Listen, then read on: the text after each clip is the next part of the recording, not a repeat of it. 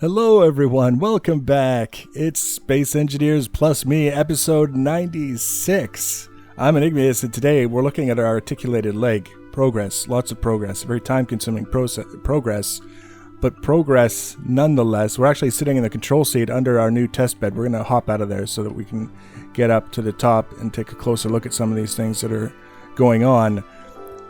The last episode, in case you missed it, we had another test bed set up, and yes, we actually did set it up on that slope, not knowing that it was going to be so off level, but it worked for our purposes. We were just testing the basics, whether or not we could get a piston to behave and cause a rotation around a pivot point between two elements. In this case, if you can imagine a thigh and a calf, and we have a knee and a hip, and we want that leg to be able to rotate around in a somewhat natural way. And when I say a somewhat natural way, I'm just talking about the range of motion. And that brought us to what I've been testing is specifically that range of motion and making sure that we'll be able to get things to move in the way that we want them to. Because if we can't, then everything that we might build ahead of that is kind of for naught, because the whole thing's not going to work. So that's what I've been doing is I've set up this extra test bed here. I've been testing the individual elements of the leg. So this part here that we'll look at first would be the thigh. This would be the thigh here, and then this would be the hip where it connects to the rest of the structure. Very, very simple. It doesn't even really matter how this thing is built, provided I just wanted it, there was something close in size and mass to what we will eventually have as the basics of the thigh. And then it comes up here and it connects to a rotor. This kind of little arm is actually very important, but we'll talk about that momentarily. We've got the rotor to the merge blocks to the piston to the rotor on the other side. It's a little bit difficult to see because the lights are in the way, but it is nighttime here on Mars, and I would rather have the extra lights and have to go around to show you the rotor than to not have the lights and not be able to show you anything.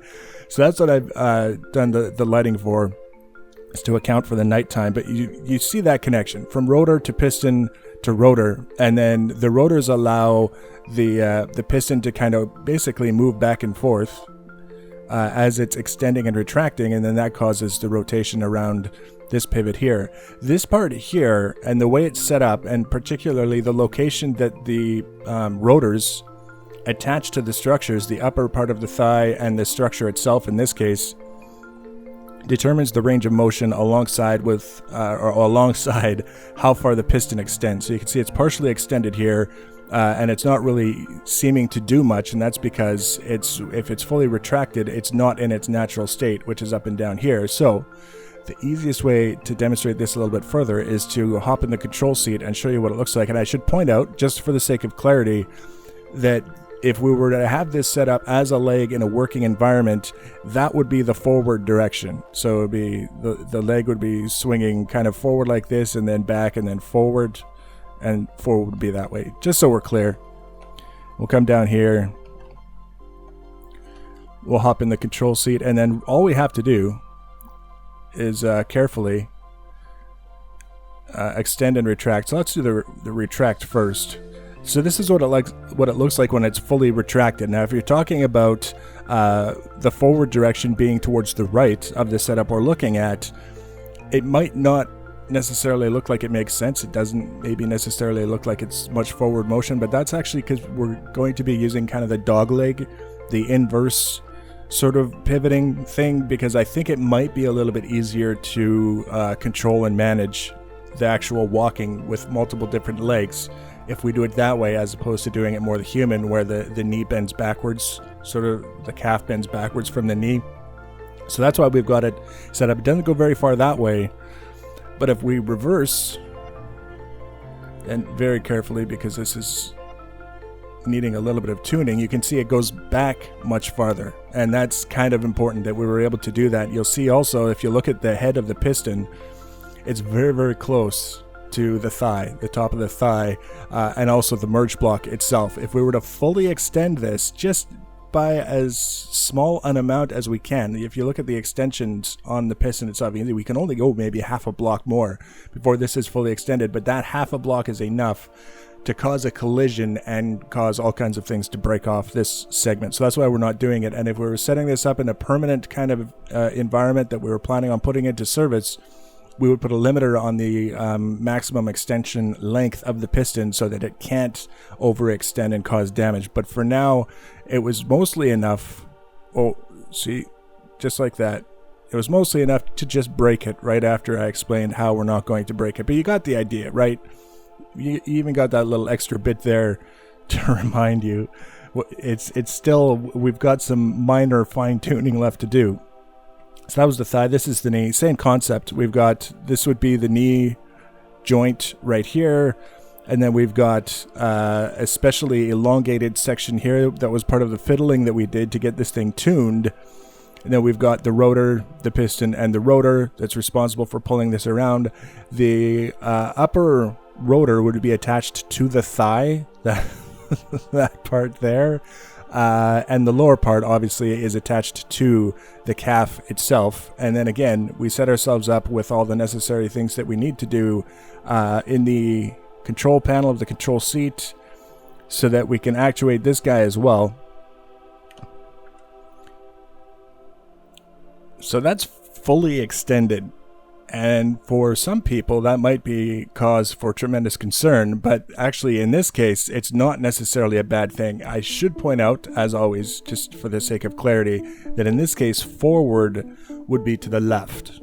I know we just looked at forward to the right, forward to the left, but if you were looking at it this way and you imagine the knee where it's pivoting, and then you've got this leg extending like it is, what we really want to make sure is that we have a very large range of motion in that direction, because the thigh is going to be pivoting in the opposite direction, and if we don't have this almost folding back on itself, it's going to contact the ground when it's supposed to be above the ground and transitioning to take the next step.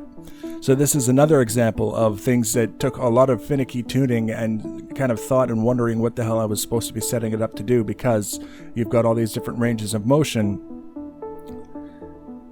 This one's also going to need some limiters, because it tends to go, if we go to the very top, like this, you'll see it almost like snaps into place when it gets to the top, and then when you reverse the direction, there's a pause and then it kind of snaps down a little bit. It's retracting too far, and it's lining things up in such a way that it's not sure which direction it should be pushing in. And eventually that's probably going to lead to damage and failure. So the way that we would solve that is we would limit the minimum extension amount so that it's always extended by a little bit. It never kind of snaps into that position where it then gets confused about where to go when you extend it. Hopefully that will solve the problem, because we've got the retraction that we're looking for in order for this thing to work, to give us plenty of clearance above the ground, and then it's just a matter of making sure that it doesn't break itself in the process of extending the other way. So that's the calf. I appreciate some of you are probably looking at this saying that it's still, it doesn't matter whether it's front, left, forward, blah, blah, blah. It's still a little bit difficult to see how everything is coming together. And that's fine, because that's specifically why we put together the whole thing right here. This is the thigh, and then there's a knee, and then there's a calf. And we've got all of the pistons, all of the rotors, all of the merge blocks. We just have to snap them all together and then make sure everything is set for movement to get the thigh and the calf moving, and then we'll be able to show you what they both look like together when they're walking around, theoretically walking around in their natural state.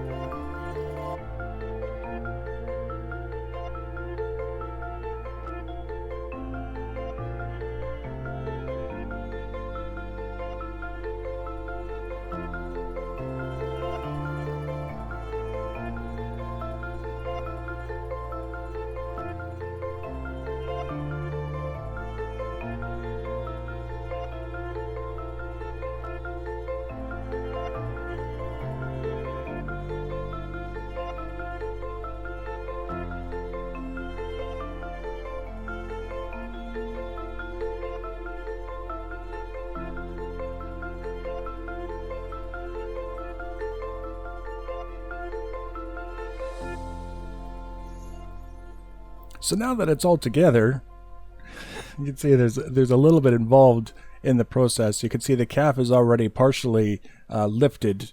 But what I want to do, if I can manage it, if I can remember how to do it, is we're going to set ourselves up to... There we go. We're going to extend the piston that controls the thigh. So we're going to put the thigh as far back as we can without breaking it. That's as far back as we need for testing purposes. I'm not taking any chances. Not enough of the damn chances. Then we need to go to this one over here. No, we don't want that. We're going to retract this pretty much as far as it's going to go. You can see it's bouncing a little bit. That's cause for concern. But there's not much that we can do for it now except for forge ahead. And that's, I think, as far as we're going to go as well, because I don't want to going into that locked position.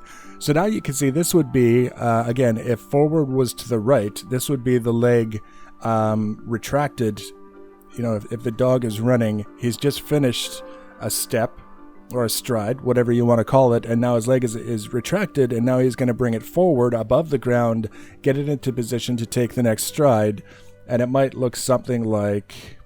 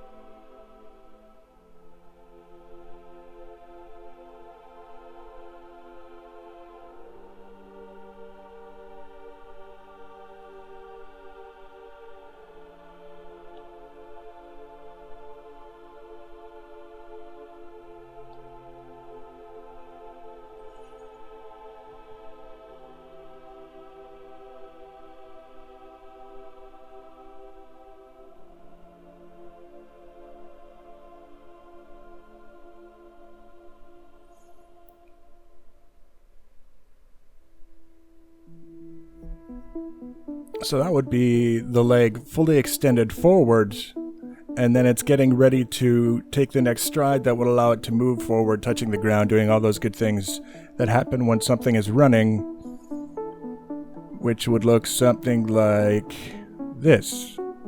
Now, if we were doing a much more micromanaged level of control, we would actually be retracting the calf a little bit. It would be coming up a little bit as it goes through the stride. But generally speaking, that would be kind of the extent of what we would be looking at for the range of motion. And then having finished that stride, the last step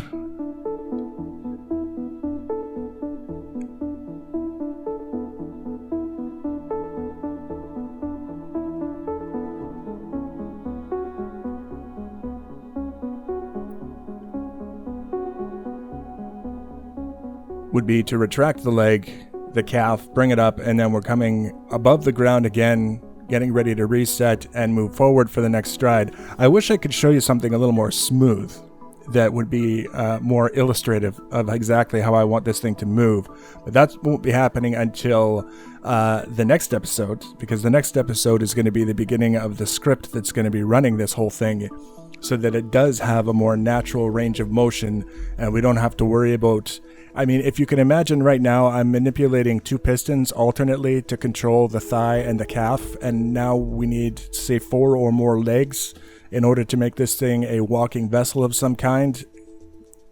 Manipulating 8 pistons pretty much simultaneously isn't really going to happen manually, so we definitely need to look at a script solution that we'll start working on right away. And then once we've got enough to kind of give you a demonstration of what's going on, it won't necessarily be perfect, and it may not even be complete, but it'll be something that you can take a look at to see how this leg looks when it's actually moving the way that we want it to move.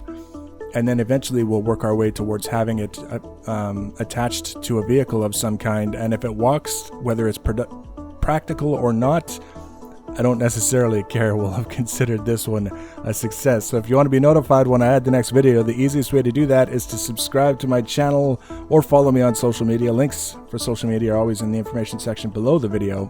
Feel free to leave your comments and feedback. Thanks for watching, guys, and take care.